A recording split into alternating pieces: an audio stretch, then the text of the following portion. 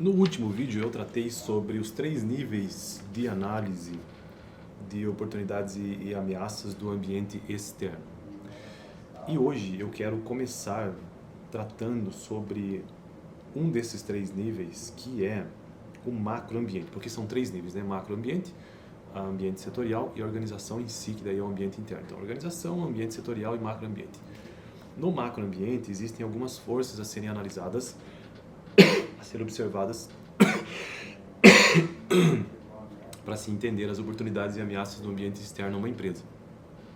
Então, são as forças político-legais, forças tecnológicas, forças sociais e forças econômicas. E hoje eu quero começar então com as forças político-legais. Bom, eu estou construindo uma playlist aqui no canal de administração de empresa. E esta playlist aqui específica é de administração estratégica, que é uma das 5 grandes áreas da administração de empresas, ou seja, administração estratégica, que é essa de hoje, administração de recursos humanos, administração da produção, administração de marketing e administração financeira. E a administração estratégica, ela se preocupa basicamente em entender a empresa, principalmente do seu ponto de vista interno e externo, identificando suas oportunidades e ameaças à empresa, à companhia, seus pontos fortes e fracos da empresa também, e formulação de estratégias em geral para a empresa. E cabe ao administrador que tem esta visão estratégica pensar na análise do macroambiente, que faz parte, como eu disse, desses 3 níveis de análise: macroambiente, ambiente setorial, onde a empresa está inserida, e a organização em si. E o macroambiente, como disse, forças que precisam ser analisadas, a político legal, força econômica, força social e força tecnológica. Então vamos ao assunto do vídeo propriamente dito de hoje, que são as forças político-legais. É um texto relativamente longo, então esse vídeo talvez fique um pouco maior do que o de costume. Forças político-legais incluem os resultados de eleições, legislações e sentenças judiciais, bem como decisões tomadas por várias comissões e instâncias em cada nível do governo. Como exemplo do impacto dessas forças, considere-se o setor automotivo. A insistência do governo norte-americano, estamos falando de um texto, de um livro que é de contexto americano, norte-americano, em legislar para os automóveis parâmetros de economia de combustível cada vez mais altos, afetou as dimensões do design dos carros, o tamanho do seu motor e sua potência. Embora os produtores de veículos dos Estados Unidos tenham considerado essas regulamentações uma restrição aos tipos de modelos que poderiam fabricar e vender, as indústrias japonesas viram-nas como uma oportunidade para abrir caminho ao próspero mercado americano. Então já entendemos até aqui que forças político-legais, como diz a própria palavra ou os termos, são forças de característica ou de fundamentação política e legal, ou seja, que provém da lei. Por outro lado, a imposição de taxas de importação sobre os automóveis pelo governo americano e seu sucesso em convencer os fabricantes japoneses a restringir voluntariamente suas exportações para os Estados Unidos deram oportunidade para que as empresas americanas aumentassem suas vendas de carro. Infelizmente, os produtores americanos de carros não aproveitaram todas essas oportunidades para aumentar sua fatia de mercado, mas alguns fabricantes japoneses adaptaram-se com sucesso a essas restrições, construindo fábricas nos Estados Unidos. Outro exemplo é o setor de defesa americano.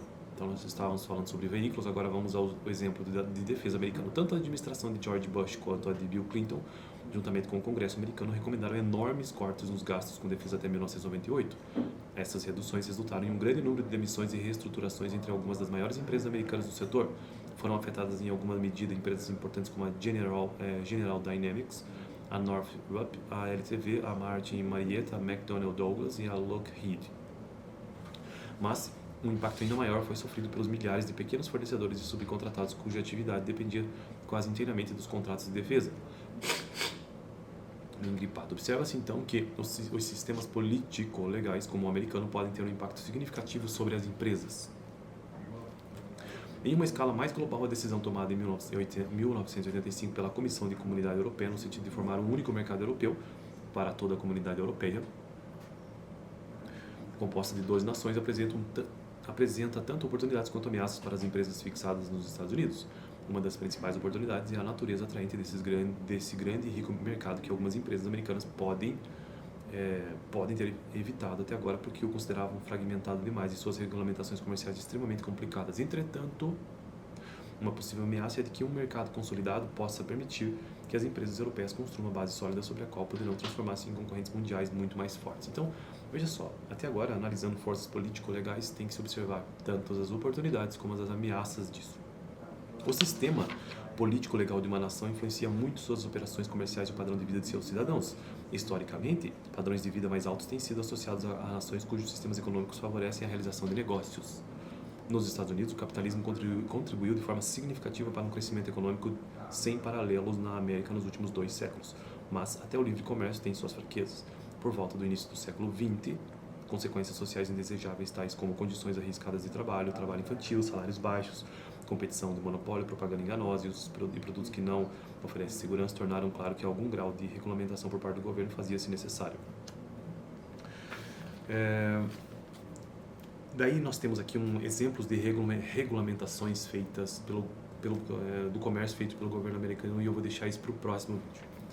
No entanto, nem todos os movimentos legislativos e jurídicos da sociedade americana foram na direção de uma regulamentação mais efetiva dos negócios. No final da década de 1970 e durante a década de 1980 ocorreu uma grande mudança na política nacional que inverteu essa tendência em vários setores.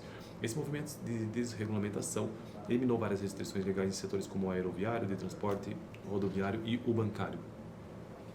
Embora alguns setores estivessem sendo desregulamentados e a regulamentação aumentava em termos gerais, o governo federal americano emprega aproximadamente 125 mil regulamentadores para orientar esse processo. A Câmara do Comércio dos Estados Unidos previu um aumento de 25% nos custos de regulamentação do comércio durante a década de 1990, elevando o custo total dessa área para 600 bilhões de dólares por ano. Último parágrafo de leitura de hoje.